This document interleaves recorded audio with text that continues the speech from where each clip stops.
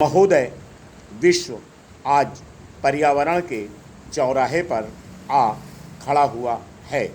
अब वातावरण प्रदूषण की समस्या को हल करने में हम कितने सक्षम सिद्ध होते हैं, यह हमारे वातावरण के प्रति दृष्टिकोण के ऊपर निर्भर करता है।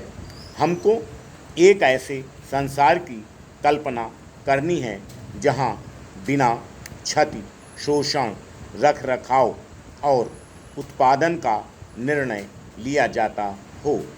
हमें एक ऐसे विश्व की कल्पना करनी है जिसमें हमारा हर फैसला पर्यावरण को क्षति पहुंचाए बिना उसकी सुरक्षा कर सके और नई चीज़ों को बनाने के लिए किसी प्राकृतिक चीज़ को बर्बाद न करना पड़े। आज संसार गरीब और अमीर के बीच में बंट गया है। उन लोगों के बीच में बंट गया है जिन्होंने अपने भौतिक सुख की खातिर संसाधनों का अनुचित तरीके से दोहन किया है तथा आज भी अंधे जीवन यापन की खातिर इनका गलत उपयोग कर रही हैं तथा दूसरी ओर वह लोग हैं जो विकास की परिधि के किनारे खड़े हैं और विकास के फल नहीं भोग पा रहे हैं। अमीर की तुलना में गरीब द्वारा वातावरण को की गई क्षति बहुत ही नगण्य होती है। संसार की 20% जनसंख्या दुनिया के 80% संसाधनों का उपभोग कर रही है तथा यह भी अनुमान लगाया गया है कि पश्चिम के सर्वाधिक विकसित देशों में प्रति व्यक्ति 186 टन कार्बन पदार्थों का उत्पादन पिछले 4 दशकों से हो रहा है, जबकि इसी समयावधि में भारत में यह दर सिर्फ 4 टन प्रति व्यक्ति से भी कम रही है।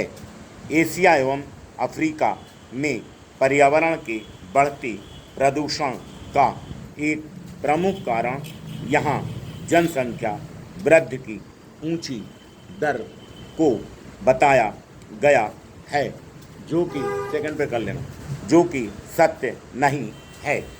भारतीय अनुभवों से यह बात प्रकाश में आई है कि परिवार नियोजन के उपायों को विशाल स्तर पर चलाने की तुलना में जनसंख्या नियंत्रण के लिए अच्छा स्वास्थ्य तथा उच्च स्तरीय साक्षरता, दूसरे शब्दों में गरीबी का निवारण ही अधिक प्रभावकारी उपाय सिद्ध होता है। कुछ लोगों का कहना है कि रेगिस्तानीकरण तथा ओजोन परत के सिकुड़ने के लिए विकासशील देशों में आयन वृत्तीय क्षेत्रों में बड़े पैमाने पर वनों की कटाई ही जिम्मेदार है।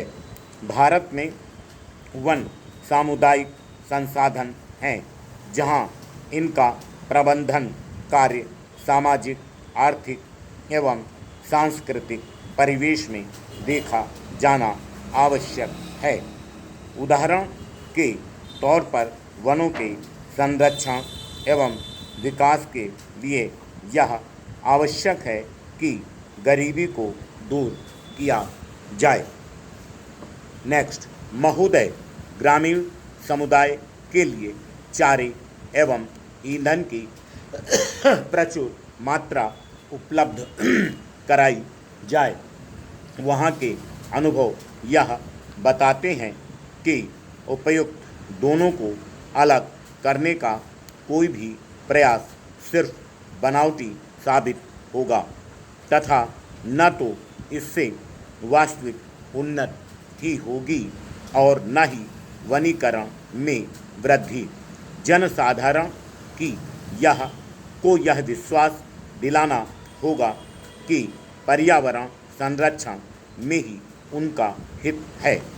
इस विचार को भली भांति मान्यता देनी चाहिए कि सिर्फ आर्थिक सुरक्षा के द्वारा ही पर्यावरण सुरक्षा का आधार तैयार होता है। स्थिति को झकझोर देने वाली वास्तविकता यह है कि विकासशील देशों की अभावग्रस्त जनसंख्या अमीर लोगों की वृद्धि करती रही है। अगर टूटे हुए को फिर से जोड़ना है अर्थात पर्यावरण की रक्षा करनी है तो विकास की गुणवत्ता की पुनर्स्थापना के लिए इस ढंग से समझौता करना पड़ेगा कि जिससे पर्यावरण की अपूरणीय क्षति न हो तथा यह भी सुनिश्चित हो कि जनसंख्या को उचित जीवन स्तर मिलता रहे। आज एक ऐसी अंतर्राष्ट्रीय साझेदारी को प्रारंभ करने की आवश्यकता है जो एक पक्षीय या सहायतार्थ न होकर आम हित की हो तथा जिसमें विश्वसनीयता तथा जिम्मेदारी हो। संबंधित प्रणाली विकसित करते हुए यह सुनिश्चित किया जाना चाहिए कि विकास का जो भी कार्य हो उसमें इस बात का ध्यान रखा जाए कि विकासशील देश अपने विकास हेतु नए एवं अतिरिक्त वित्तीय संसाधनों तथा पर्यावरण की दृष्टि से सुरक्षित तकनीकी को वरीयता रियायती तथा अव्यापारिकता के आधार पर स्थानांतरित कर सकें। इस प्रणाली की बागडोर अच्छे जवाबदेह तथा प्रजातांत्रिक हाथ में होनी चाहिए। व्यापार को एक हथियार के रूप में न लेकर इसे अंतर्राष्ट्रीय सहयोग एवं विकास के प्रोत्साहन के रूप में लिया जाना चाहिए। पर्यावरण की सुरक्षा एवं संरक्षा दोनों ही शहरी तथा ग्रामीण विशेष रूप से गरीब तथा अभावग्रस्त लोगों के भरपूर योगदान पर निर्भर करती है। वह लोग उस त्रासदी के शिकार होते हैं जिसे कि उन्होंने पैदा नहीं किया है। जलवायु परिवर्तन, स्वास्थ्य प्रकोप, प्रदूषित हवा, पानी एवं मिट्टी का प्रभाव सबसे अधिक गरीबों पर ही होता है।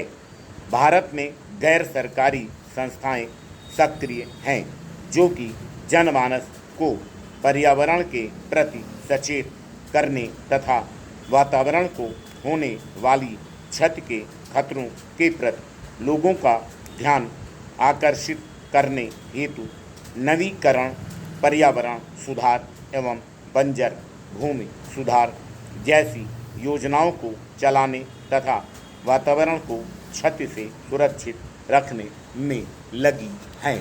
Full stop.